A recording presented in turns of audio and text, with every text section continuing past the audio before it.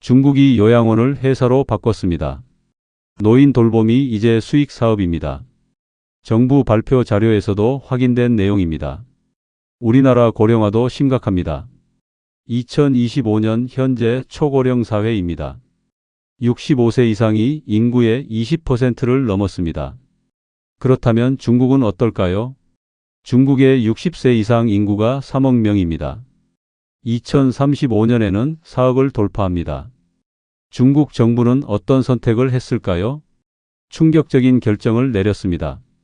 복지를 포기하고 산업을 선택했습니다. 중국 민정부 포함 8개 중앙부처가 공동 발표했습니다. 제목부터 다릅니다. 양로 서비스 경영 주체 육성입니다.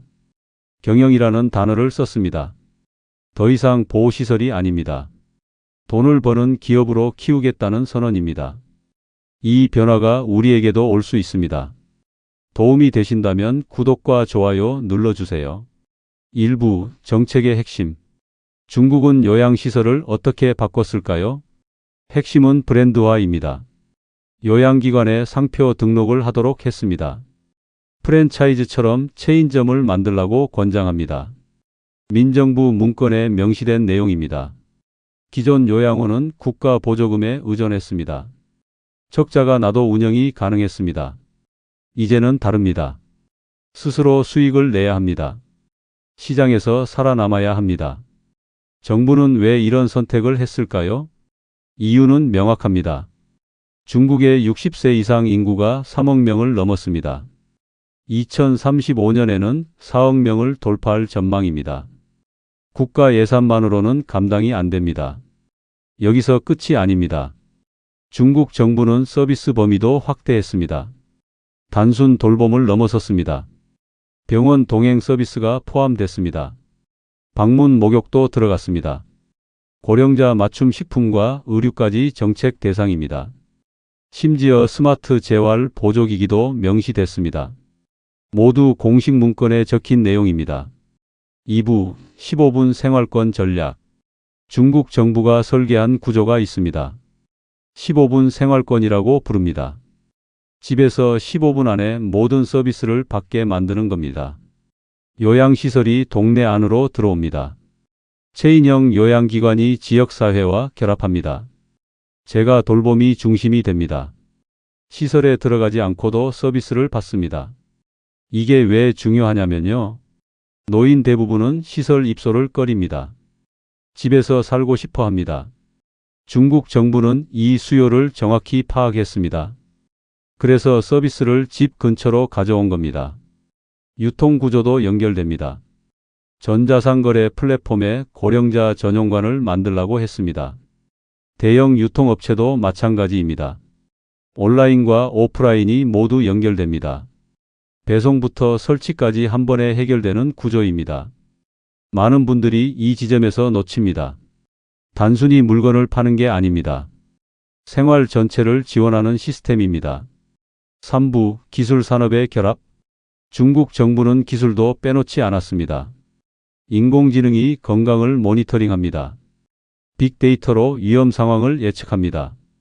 클라우드 기술로 안전 경보 체계를 만듭니다. 모두 공식 문건에 명시된 항목입니다. 요양 로봇도 포함됐습니다. 신체 보조 착용형 로봇이 등장합니다.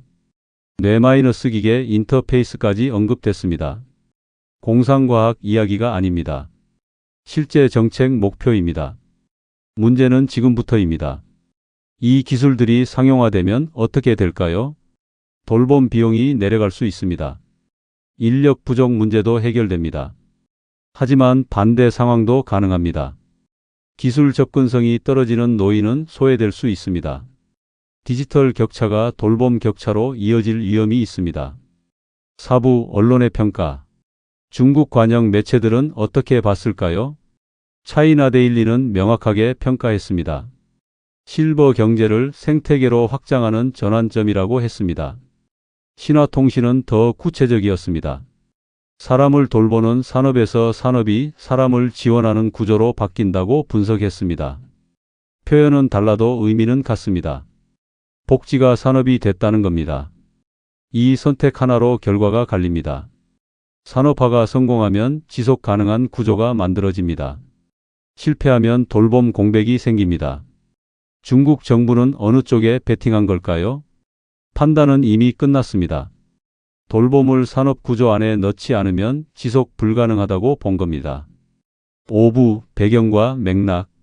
이번 조치는 갑자기 나온 게 아닙니다. 2024년 국무원 판공청이 먼저 움직였습니다. 실버 경제를 국가 전략으로 명시했습니다. 이번 발표는 실행 단계입니다. 구체적인 방법을 제시한 겁니다. 중국의 고령화 속도를 봐야 합니다. 2000년에 고령화 사회로 진입했습니다. 2025년 현재 초고령 사회 진입을 앞두고 있습니다. 25년 만에 일어난 변화입니다. 우리나라보다 빠릅니다. 인구 규모가 문제를 키웁니다. 14억 인구 중 3억이 노인입니다. 비율로는 21%입니다. 절대 숫자로는 세계 최대입니다. 여기서 끝이 아닙니다. 중국 정부는 2035년 전망도 내놨습니다. 60세 이상이 4억을 넘습니다. 전체 인구의 30%입니다. 3명 중 1명이 노인인 사회입니다. 이런 상황에서 복지 예산만으로는 답이 없습니다. 그래서 산업으로 전환한 겁니다. 6부 우리에게 주는 시사점. 우리나라 상황은 어떨까요? 2025년 현재 초고령 사회입니다. 65세 이상이 전체 인구의 20%를 넘었습니다. 2035년에는 30%를 돌파할 전망입니다. 중국과 비슷한 속도입니다. 하지만 조건은 다릅니다. 우리는 인구가 5천만입니다. 중국은 14억입니다. 시장 규모가 완전히 다릅니다. 산업화 전략이 같은 효과를 낼 수 있을까요? 쉽지 않습니다. 그렇다고 복지만으로 해결할 수 있을까요? 그것도 어렵습니다. 많은 분들이 이 지점에서 놓칩니다. 고령화는 단순히 노인이 많아지는 문제가 아닙니다. 경제 구조 전체가 바뀌는 겁니다. 생산 인구가 줄어듭니다. 소비 패턴이 바뀝니다. 산업 구조가 재편됩니다. 중국은 이 변화를 기회로 보기로 했습니다. 7부 해결 방향. 그렇다면 우리는 어떻게 해야 할까요? 첫째, 정보를 계속 확인해야 합니다. 중국의 실험이 어떤 결과를 낳는지 지켜봐야 합니다. 성공 사례와 실패 사례 모두 우리에게 교훈이 됩니다. 일부 연구에서 관찰된 결과입니다만 산업화된 돌봄 시스템이 효율성을 높일 수 있습니다. 하지만 모든 사람에게 동일하지는 않습니다. 둘째, 우리 주변의 변화를 인식해야 합니다. 요양 서비스가 어떻게 바뀌고 있는지 봐야 합니다. 민간 요양시설이 늘어나고 있습니다. 재가 돌봄 서비스가 확대되고 있습니다. 이런 변화가 어디로 가는지 관심을 가져야 합니다. 셋째, 스스로 준비해야 합니다. 노후 준비가 이제는 돈만의 문제가 아닙니다. 어떤 서비스를 이용할지 미리 알아봐야 합니다. 디지털 기술을 익혀두는 것도 도움이 될 수 있습니다. 건강관리도 마찬가지입니다. 예방이 치료보다 비용이 적게 듭니다. 지금 관리하면 나중에 부담이 줄어듭니다. 정리하겠습니다. 중국은 고령화를 산업으로 바꿨습니다. 요양 서비스를 기업으로 키우고 있습니다. 기술과 유통을 모두 연결했습니다. 복지가 아니라 시장입니다. 이 변화는 중국만의 이야기가 아닐 수 있습니다. 고령화가 빠른 사회는 비슷한 선택을 고민하게 됩니다. 지금 준비하지 않으면 어떻게 될까요? 돌봄 비용이 예상보다 훨씬 커질 수 있습니다. 선택할 수 있는 서비스가 제한될 수 있습니다. 디지털 격차 때문에 소외될 위험도 있습니다. 오늘부터 하나만이라도 바꿔보셔야 합니다. 주변의 요양 서비스를 알아보세요. 디지털 기기 사용법을 익혀보세요. 건강관리를 시작하세요. 시청해 주셔서 감사합니다.